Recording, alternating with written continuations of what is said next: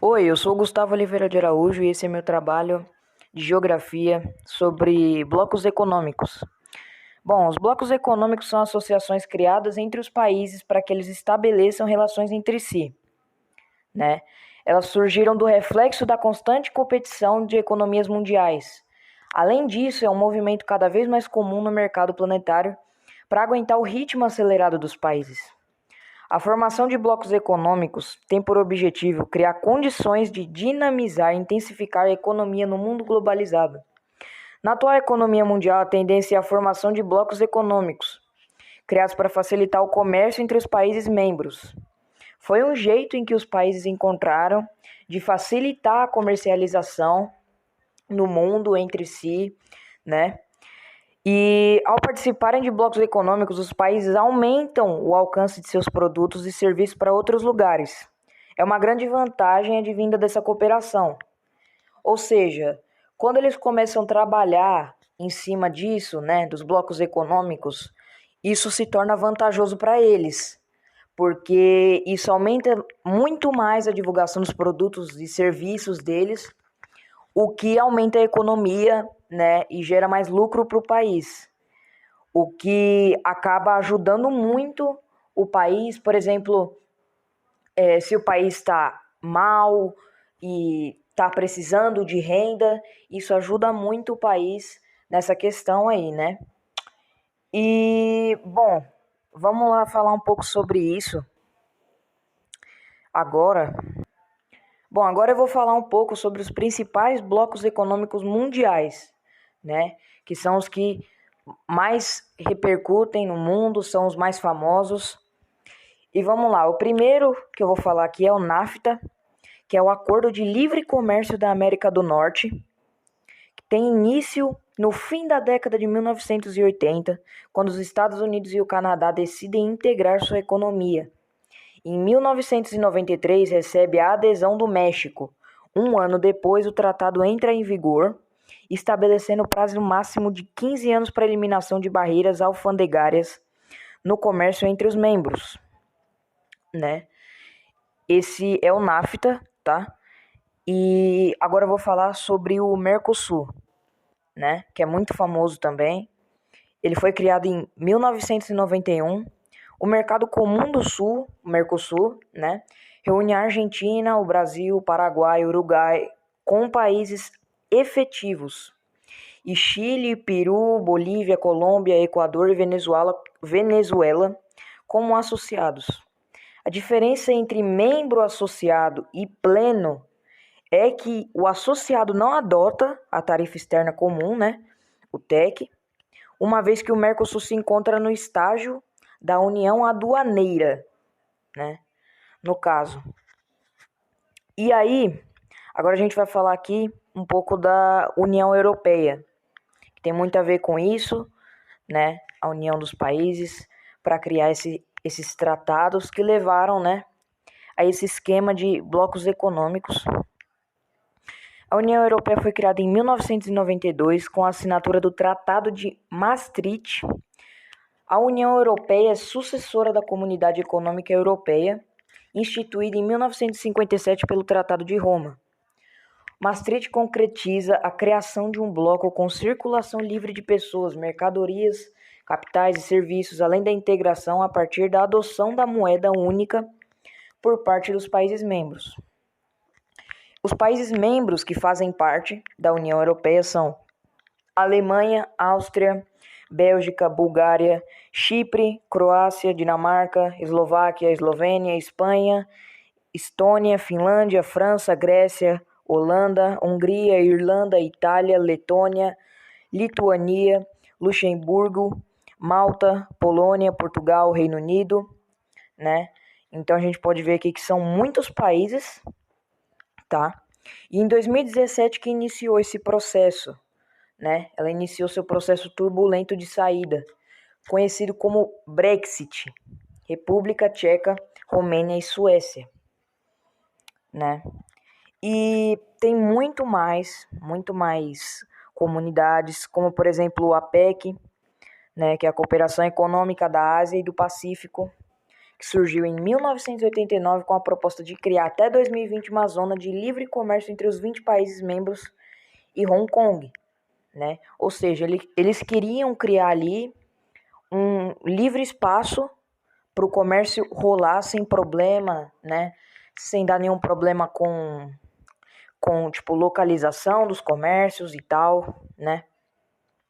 Ali em Hong Kong e entre os outros 20 países ali, né? Os membros que fazem parte da APEC são Austrália, Brunei, Canadá, Chile, China, Singapura, Coreia do Sul, Estados Unidos, Rússia, Filipinas, Indonésia, Japão, Malásia, México, Nova Zelândia, Papua Nova Guiné, Peru, Tailândia, Taiwan e Vietnã, né? Tem também o SEI, né? Que é uma comunidade independente dos Estados Unidos. Ela foi criada em 1991 após a desagregação da antiga União Soviética, né? A URSS. Que ela reúne 12 das 15 repúblicas que a formavam, que formam uma área de livre comércio. A disparidade econômica entre elas é a principal dificuldade para sua integração. Os países membros são Armênia, Azerbaijão, Belarus, Cazaquistão, Rússia, Geórgia, Moldávia, Quirguistão, Tajiquistão, Turcomenistão, Ucrânia e Uzbequistão, né? São muitos blocos econômicos, né? Muitos exemplos de blocos econômicos. E agora eu vou falar um pouco sobre as vantagens e as desvantagens dos blocos econômicos, né? De adotar esse tipo, né, de esquema de blocos econômicos que beneficia muitos países por aí, né? Pelo mundo. Bom, vamos começar aqui pelas vantagens. Primeira vantagem, menor custo dos produtos, como consequência de maior produção para atender o mercado consumidor. Ou seja, isso, né, que esse serviço de blocos econômicos, esse esquema, é muito bom por esse fato, né?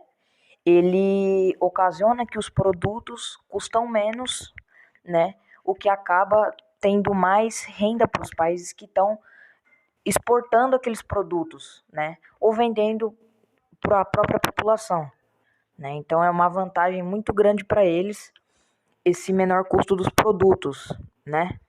E aí eles podem aumentar a produção, entendeu? E aumentar o mercado do consumidor, tá? A segunda vantagem é aqui, ó. Com a disseminação de tecnologia entre os países membros, maior eficiência na produção, comercialização e administração, né? Então, o que acontece aqui? Com os países colaborando entre si, né, ocorre uma maior eficiência na produção, na comercialização e na administração de produtos exportados e importados para todos esses países, né, que fazem parte dessas várias organizações que trabalham com, né, blocos econômicos. Tem também as vantagens competitivas por conta da eliminação de tarifas, né? Então, a partir do momento que eles não têm que se preocupar mais tanto com tarifas, né? Eles podem se preocupar mais com a produção de produtos, com exportação, né? Isso passa a ser muito vantajoso para o país, né? Porque ele perde menos e ganha mais, né? Tem também aqui, ó, aumento do consumo que permite maior rapidez no ciclo de produção. O que acontece? Pelo fato dos produtos diminuírem o custo, o consumo logo vai ser maior, né? As pessoas estão comprando e tal. Então, o que acontece? Isso permite que as empresas, os países, né, possam aumentar o ciclo de produção e possam vender cada vez mais e arrecadar mais lucro, né, para o país. Agora vamos para as desvantagens de adotar esse sistema, né, de blocos econômicos. Vamos lá. Qualquer empresa que queira participar de um bloco comercial faz concessões comerciais. Ou seja, quando a empresa quer participar desse sistema de blocos econômicos, ela tem que fazer concessões, né? O que é um pouco trabalhoso, né? Às vezes pode ser muita burocracia E isso às vezes pode atrapalhar um pouco o ritmo da empresa, né?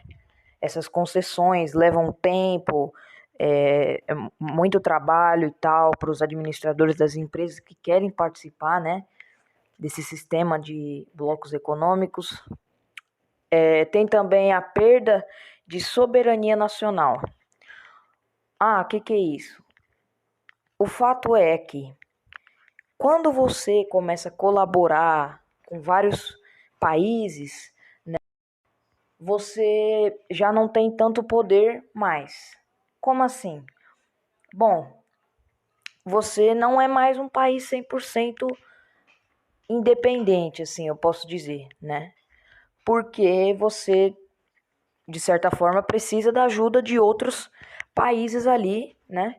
Para continuar o seu ciclo de produção, as suas vendas e tal, né? Porque ali é uma aliança, uma união ali entre países, né? E isso acaba gerando um pouco de perda nacional de soberania, né?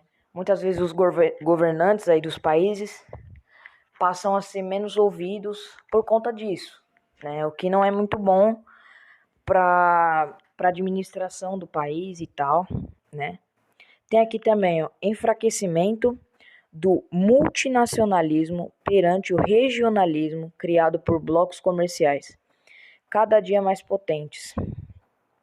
O que acontece? Com essa criação de blocos econômicos, isso acaba gerando uma queda, né? Um enfraquecimento do multinacionalismo perante o regionalismo, né? Porque os blocos econômicos são muito regionais, né? E isso acaba diminuindo o multinacionalismo porque ele passa a não ser mais tão preciso, né? O regionalismo já está ali fazendo um papel ali, né? Mais bem desenvolvido, né? No caso. E isso pode ser um pouco ruim para as pessoas que preferem esse outro tipo, né? De administração, de coordenação aí, né? Vamos lá, ó. A polarização geopolítica do mundo. Nessa luta, as pequenas nações e os países subdesenvolvidos continuarão a ser os maiores perdedores. O que acontece? Quando você cria esse sistema de blocos econômicos, né? Você passa a ser um país grande, você está vendendo bastante, você está produzindo bastante, né? Você acaba se dando muito bem. Para uma nação grande, né? Esse sistema é muito bom. Mas para as nações pequenas, né? Isso não é bom porque elas não têm muito poder de produção, não tem poder, não tem aquela aquisição toda para participar, né, desse tipo de sistema. Então isso acaba prejudicando essas nações pequenas, esses países pequenos, né, prejudicando a economia deles e etc. Bom, esse foi o meu trabalho de geografia, né, sobre os blocos econômicos. Meu nome é Gustavo Oliveira de Araújo, sou do primeiro A e meu nome é 15. E é isso, professor. Tá aí o trabalho.